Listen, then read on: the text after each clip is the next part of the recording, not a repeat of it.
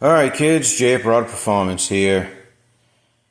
Alright, so we've got an early 60, I think it's a 65 C4 here.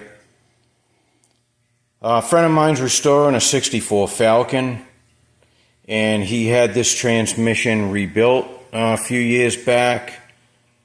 Ran it, he says, about 2 miles. They didn't end up using it. They pulled it right away because it had the old green dot valve body in it, and he didn't want that. And for you young guys that don't know what that green dot valve body is, so basically when you put it in drive, it would start out in second gear and then shift to third.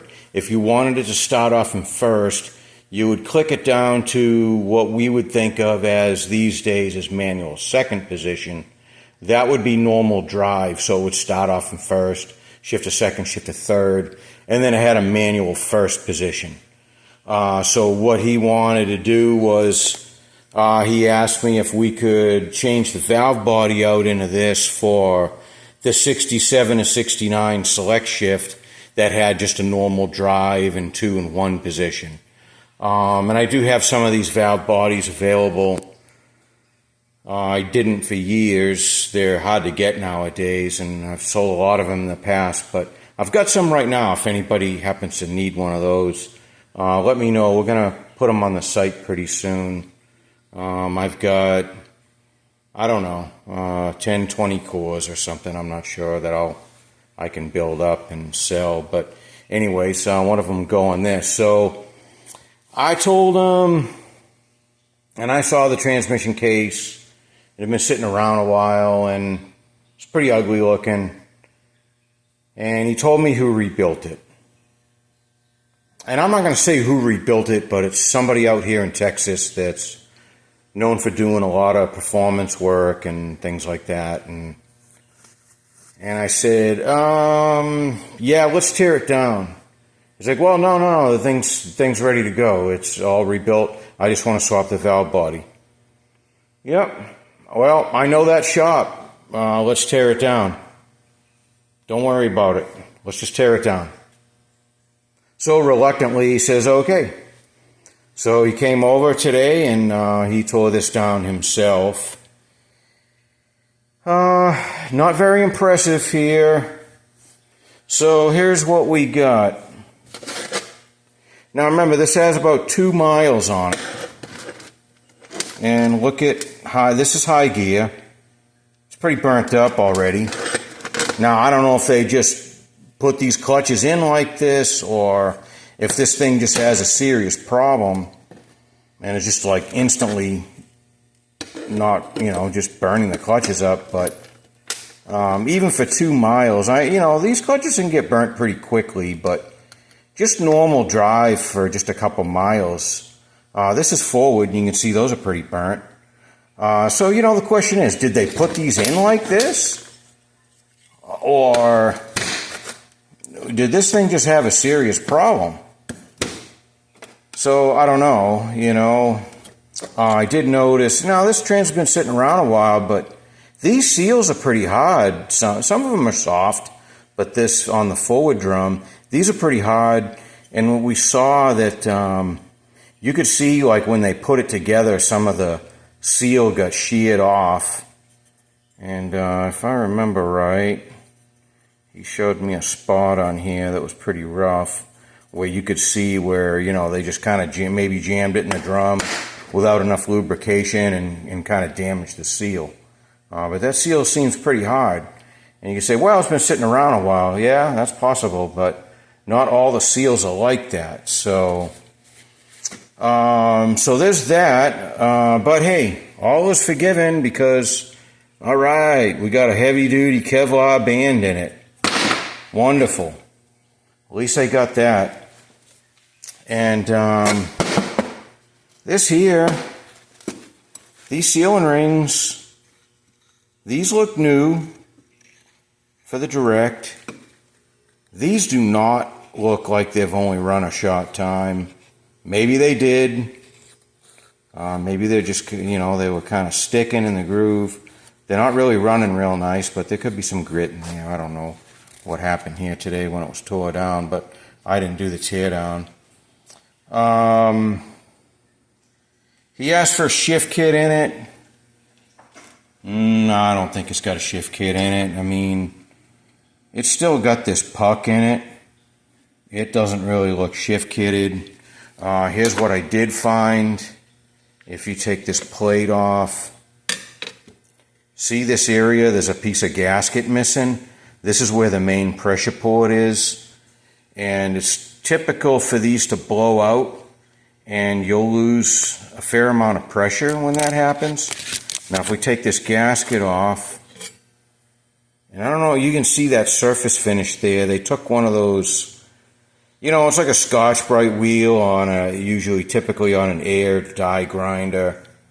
And the problem with this, when you have this thin land here, you know, there's usually a little burr on here from where this is stamped. That burr honestly helps keep the gasket from blowing out. So a lot of times when you go and rebuild these, and you know, there's usually like some corrosion on these. And you know, I mean, I do sand them here. I don't do it like this, but I got something that's better than that. But if you remove these burrs, and especially if this kind of gets, you know, a little bit sunken in, it's just going to blow that gasket out. So if you're using this gasket and you're going to sand this plate up, this is what's going to happen. And the unit's not going to work well. It's not going to last. You're going to lose a lot of pressure. So I don't use the gasket. I lap everything flat and just omit the gasket. You can also put some adhesive on that thin part too if you really want to use the gasket, but that's another subject for another time. But so anyways, I just wanted to show you guys this.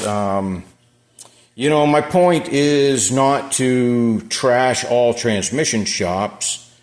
There's a lot of them that do a great job, but sometimes when you bring an older unit like a, you know, especially an older Ford, you bring something in like a C4 or a C6 or, you know, FMX or, you know, whatever, these older Fords, AODs, these guys just don't care, you know, and they just slap stuff together. And, you know, I don't know what he paid for this. I didn't ask, but I don't know, man. You got to be careful when you select your shop, you know, and guys get on my case for taking too long. And yeah, I get it. I take too long, but I'm not going to do you like this, you know. And that's the difference. I mean, it takes me a long time to build a unit, especially doing all the modifications and, you know, and doing it right. I'm not going to just throw something together like this on you. There's no upgrades. This is just stock build. He asked for a shift kit, paid for a shift kit. I don't believe he got one. And this thing wouldn't have shifted very well, which I think, you know, I think it didn't shift very well, and they just blamed it on the old green dot valve body. But honestly, I've had good luck with these old green dots. If you know what to do to them, like anything else, they work just fine. You just have to know to click your shifter down to the second position instead of the drive position. You just have to know that about them. And if you're not trying to drag race with it and hold out first and second manually, if you're just running this on the street, whatever, classic Mustang, cruising, going to car shows, having a little bit of fun, stoplight to stoplight, there's nothing wrong with these when they're built well. So, you know, that's something to keep in mind too. But so, yeah, you know, he was happy that I made him tear it down. I had a feeling, you know, restoring a whole car, and it'd be a shame to put some piece of crap like this back in it. You know, I wouldn't.